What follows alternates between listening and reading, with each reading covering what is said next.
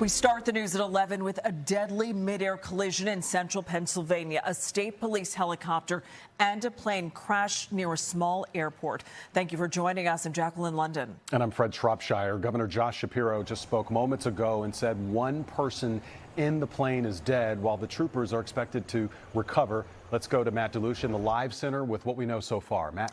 Yeah, Fred and Jackie, all this information just coming in within the last few minutes as we heard from Governor Josh Shapiro giving the update at the hospital where the troopers are. So I want to give you a little bit of an idea as we show you some of the video from the scene right here.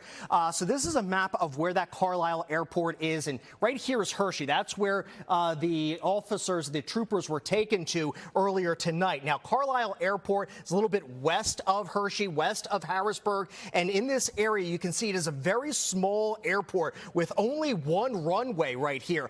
So here's the information that we have so far from the Pennsylvania State Police. Okay, so around 6:30, the State Police helicopter, they were doing some training exercise and they were hovering in an area of the grass near the runway.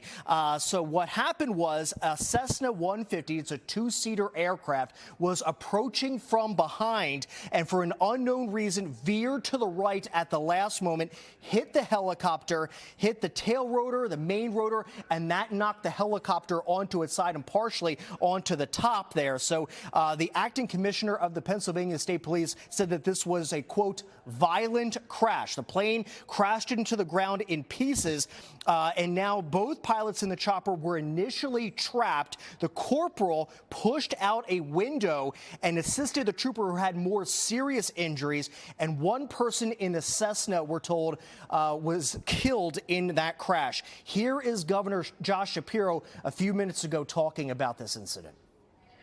Corporal Bryce Corman and Trooper Jason Mills, while injured, are going to be okay. I just spent some time with the corporal's family and with the trooper's family, and I expressed to them on behalf of all 13 million Pennsylvanians how thankful we are for their service every day and how our prayers were all answered, that they are going to be okay.